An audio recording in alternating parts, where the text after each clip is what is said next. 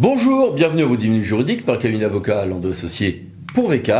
On va parler de l'acheteur public et de son obligation ou non de rester mutique dans quelques minutes. Mais tout de suite, les brèves de la semaine. En matière d'agents, 100 000. 100 000, c'est le nombre d'agents de la fonction publique territoriale qui doivent disparaître selon la Cour des comptes pour équilibrer les budgets. Enfin, surtout ceux de l'État. Et puis, le Conseil d'État nous a dit aussi que lorsqu'un agent public a été nommé pour une durée déterminée, si on annule l'acte qui met fin à ses fonctions après l'expiration de cette durée, du coup, il n'y a pas de reprise des fonctions, donc on ne va pas appliquer une demande de réintégration de l'agent, bien sûr. En matière de contrat, il ne faut pas faire de clause de saisine du juge administratif quand on est en allée marché. Pourquoi? Parce qu'une grande partie de ce contentieux relève du juge judiciaire. Mobilier urbain et aides illégales, la Cour de justice de l'Union européenne a rendu une décision intéressante, nous disant que quand j'ai dit mobilier urbain sans redevance d'occupation domaniale, ça sera une aide illégale au sens du droit de l'Union. C'est pas tout à fait nouveau. Oui, mais si c'est en réalité une occupation ancienne, gratuite, mais pour compenser des coûts de démolition, ça change quelque chose? Non, ça change rien, ça reste une aide illégale, nous dit la CJUE. La CN Nantes, de son côté, nous fait le coup du menhir sur l'éolienne. Vous savez que très souvent, c'est la saturation visuelle, c'est des questions de dérogation espèces protégées qui vont être les ennemis juridiques des projets éoliens. Oui, mais parfois c'est les questions de patrimoine. On l'avait vu par exemple sur le site d'Alésia, on l'avait vu sur également les sites marqués par la présence de Proust. Eh bien là, ce sont des menhirs qui s'opposent à Port-Spodder, entre autres, le paysage aussi, au projet éolien. Dépôt sauvage, c'est un pouvoir de police du maire que de les faire enlever. Vous connaissez le régime, à côté du régime pénal. Oui, mais tarifer les frais d'enlèvement qui vont avec. Ça peut être le conseil municipal, nous dit le théâtre de Grenoble. Une mission d'information du Sénat, de son côté, appelle à un office français de la biodiversité, 9B, moins répressif et plus coopératif. En matière d'urbanisme, la contestation d'une autorisation d'urbanisme, vous savez, elle doit être notifiée, même si c'est un recours incident, nous dit le Conseil d'État. Aux frontières du social et de la voirie, la question se posait de savoir ce qu'était la notion d'agglomération pour lesquelles il y a des obligations particulières de mise en accessibilité pour les personnes en situation de handicap. Un juge, par exemple, avait dit qu'on allait s'inspirer de la définition de l'INSEE, mais il y a plusieurs définitions qui existent. Eh bien non, on va prendre celle du Code de la route, nous dit le Conseil d'État. Et puis la Cour des comptes, en matière sociale, a estimé que l'État avait une vraie politique de gribouille, justement au cas par cas, non de contrôle des associations partenaires, manque de planification, c'est une vraie philippique contre les positions de l'État sur les relations entre celui-ci et les gestionnaires de structures d'hébergement d'urgence. Et puis a été publié au journal officiel le modèle de rapport d'activité type des centres d'action médico-sociale.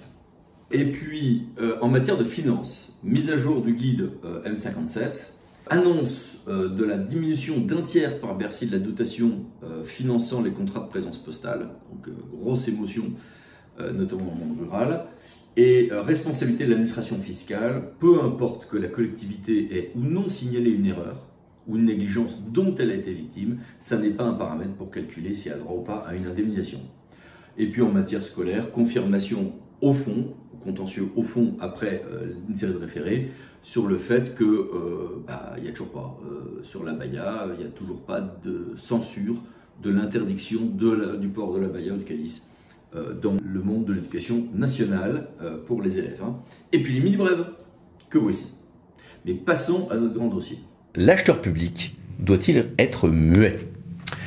Effectivement, la question se pose. Est-ce qu'un acheteur public en marché, en DSP, doit rester mutique? Est-ce qu'il a astreint un silence monastique? Est-ce que la dispute peut vicier un marché futur, notamment quand on s'est fâché avec le sortant, par exemple? Sur ceci, j'ai voulu poser quelques questions à mon associé Évangélie Caramitrou. Bonjour. Bonjour. Première question pour toi, la critique ou la dispute, dans leur principe, peuvent-ils vicier une passation contractuelle postérieure? Oui, dans certains cas, en effet, cela peut être une méconnaissance du principe d'impartialité. Il s'agit d'un principe général du droit dont la méconnaissance peut être constitutive d'un manquement aux obligations de publicité et de mise en concurrence. Sauf que ce principe, qu'on rencontre dans tous les pans du droit public, reste d'application assez rare en commande publique, sauf pour les cas de conflit d'intérêts. J'aurais envie de te répondre oui, mais, je m'explique. D'une part, en vertu de ce principe général du droit, le juge a souvent censuré de prise de parole d'autorité administrative avant de prise de décision, dans des domaines depuis lesquels on peut assez aisément, en effet, raisonner par analogie. Et d'autre part, et surtout, le juge commence à estimer qu'il peut y avoir méconnaissance de ce principe en commande publique quand des cadres ou des élus se sont exprimés trop violemment et ou très synthétiquement et systématiquement contre un candidat, notamment les sortants, au fil du contrat précédent, par exemple. Ces jurisprudences sont-elles, à ce jour, très inquiétantes? Un peu, mais pas trop non plus. Par exemple, le juge a estimé qu'une passation n'était pas viciée par de propos, même un peu virulents, qui étaient restés isolés et non tenus par ceux qui ont jugé les offres. C'est un TA de Besançon du 6 mars 2024. Le 24 juillet 2024, donc cet été, le Conseil d'État a admis qu'un élu, président délégué d'une commission de DSP, ait déclaré dans un commentaire publié sur un réseau social qu'un marché des plein air de la ville était mal géré et que le futur renouvellement de la concession allait être l'occasion d'en réformer la gestion pour que ce marché soit plus diversifié et qu'on y trouve plus de commerce de qualité. Bon, il va de soi que nous, on ne peut recommander à nos clients que, et à nos lecteurs, bien sûr, d'éviter de s'exprimer ainsi par pure prudence juridique.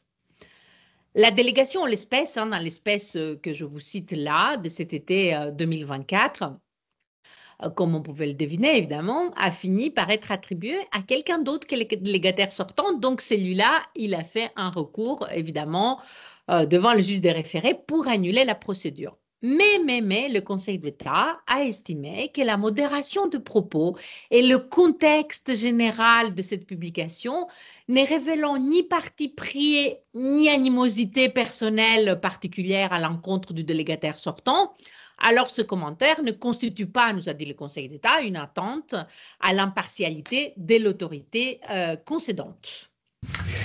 C'est effectivement plus souple que les positions du même juge administratif dans d'autres domaines qu'on a cités tout à l'heure, les arrêts Métropole Télévision, Fédération des centres mémoire et autres dont tu as parlé précédemment.